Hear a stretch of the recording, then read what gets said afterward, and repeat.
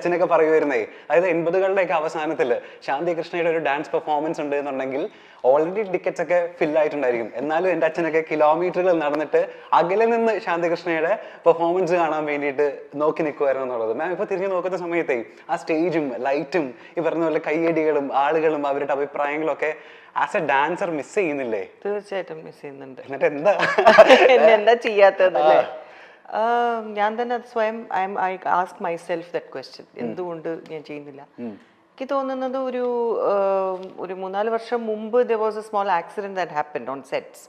ആ സമയത്ത് പിന്നെ അതിനുശേഷം ഡോക്ടർ എൻ്റെ അടുത്ത് പറഞ്ഞത് എന്ന് വെച്ചാൽ കാല് വളരെയധികം അടിക്കാൻ പാടില്ല എന്നായിരുന്നു.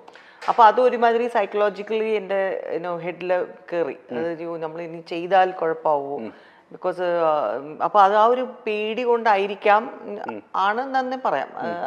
അത് പ്രാക്ടീസ് ഒന്നും ചെയ്യാതെ ഇരുന്നത്.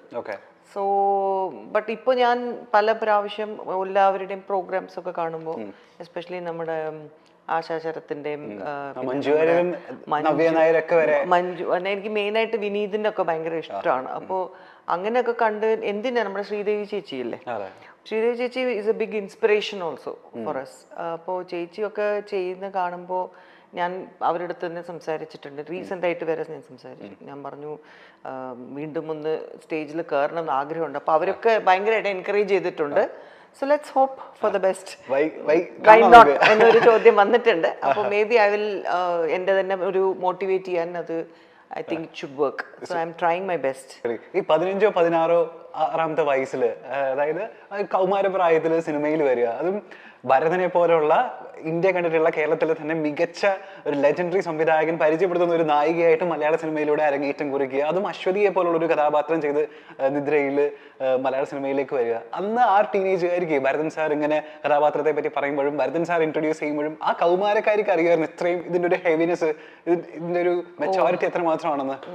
ഈ ഒരു ക്വസ്റ്റ്യൻ വേറൊരു തരത്തിൽ എല്ലാവരും ചോദിച്ചിട്ടുണ്ട്. ദാറ്റ് ഈസ് ഭരതേട്ടൻ്റെ പടത്തിൽ എങ്ങനെയാണ് ഇൻട്രൊഡ്യൂസ് ആയത്.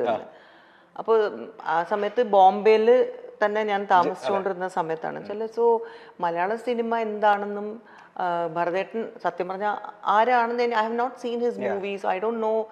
പുള്ളിക്കാരൻ ഇത്രയും ഒരു വലിയൊരു ലെജൻഡറി ഡയറക്ടറാണ്.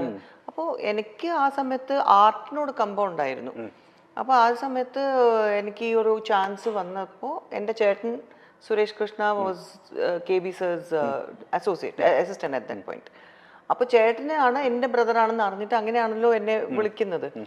അപ്പോൾ ആ സമയത്ത് ഭരതേട്ടൻ്റെ പടം ഭരതൻ സർ വിളിക്കുമ്പോൾ അതിൻ്റെ വെയിറ്റ് എന്താണെന്നും ത്രൂ മൈ ബ്രദറാണ് ഞാൻ മനസ്സിലാക്കുന്നത്. ചേട്ടനാണ് പറയുന്നത് ഭരതേട്ടനെ ഇൻട്രൊഡ്യൂസ് എന്നൊക്കെ ചെയ്യുക എന്ന് പറഞ്ഞാൽ വലിയൊരു സംഭവമാണ് ഇവിടെ ഇൻഡസ്ട്രിയിൽ. പിന്നെ അപ്പോൾ അതുകൊണ്ട് you have to think if you want to really work in movies or ഈ ഒരു പടം ചെയ്യാൻ താല്പര്യമുണ്ടോ എന്ന് ഇനി ഒന്ന് ആലോചിക്കുമ്പോൾ കാരണം ഞാൻ ഉടനെ എന്ന് പറഞ്ഞേ. അപ്പോൾ എൻ്റെ അമ്മ അത് ആലോചിക്കുമ്പോൾ അമ്മ നീ എന്തോ എന്നൊക്കെ പറഞ്ഞ് സിനിമയൊക്കെ പോകാനൊന്നും ഇപ്പോൾ ബുദ്ധിമുട്ടാണ്, I don't not going to work. ബോംബെയിലാണ് പഠിച്ചുകൊണ്ടിരിക്കുന്നത്, നമ്മൾ ചെന്നൈയിലും കേരളത്തിലൊക്കെ പോയിട്ട് ഷൂട്ട് ചെയ്യുക എന്നൊക്കെ പറഞ്ഞാൽ I mean that age group. പക്ഷെ എനിക്ക് ആ ഒരു താല്പര്യം കൊണ്ട് കാരണം അതൊരു ആർട്ട് ഫോം ആണല്ലോ. ഇപ്പം ഞാൻ ഡാൻസ് ചെയ്തിട്ടുണ്ട്. ഇപ്പോൾ സ്കൂളിലൊക്കെ പോകുമ്പോൾ നമ്മൾ അതിൻ്റെ അവിടെ ഞാൻ തന്നെ ആക്ച്വലി കുറച്ചൊക്കെ കൊറിയോഗ്രാഫൊക്കെ ചെയ്ത് അവിടെ ആനുവൽ ഡേ ഒക്കെ വരുമ്പോൾ we use to have a dance programs. സ്റ്റേജിൽ എന്തെങ്കിലും ഡ്രാമ ഉണ്ടെങ്കിൽ അതും ഞാൻ തന്നെ ഡയറക്റ്റ് ചെയ്യുമായിരുന്നു. It was like that. So ആർട്ടിനോട് എനിക്ക് ഭയങ്കര കമ്പായതുകൊണ്ട് all this I was involve in.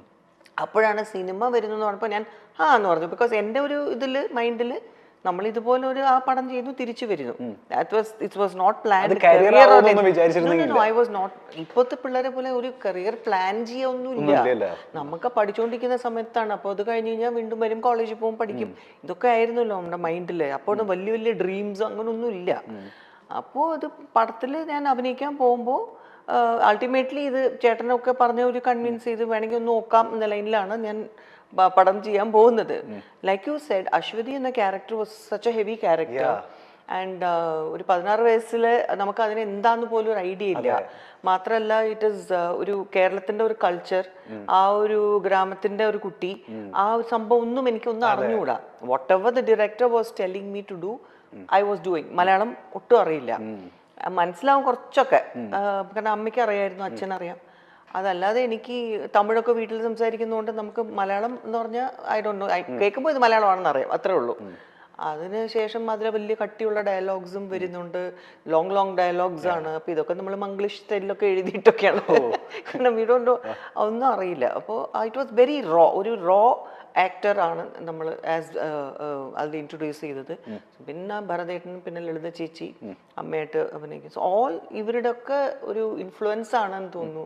That character also worked out very well. ഗ്രാമീണതയുടെ നൈർമല്യമുള്ള ഒരുപിടി കഥാപാത്രങ്ങൾ സമ്മാനിച്ച താരമാണ് ശാന്തി കൃഷ്ണ. എന്നും ചുരുണ്ട മുടിയും ഒത്ത പൊക്കവും വെളുത്ത നിറവുമൊക്കെയുള്ള നായിക കഥാപാത്രത്തിന് ശാന്തി കൃഷ്ണയെ അല്ലാതെ മറ്റൊരു താരത്തെ പകരം വയ്ക്കാൻ ഒരു കാലത്ത് മലയാള സിനിമയിൽ ഇല്ല എന്ന് വേണമെങ്കിൽ പറയാം.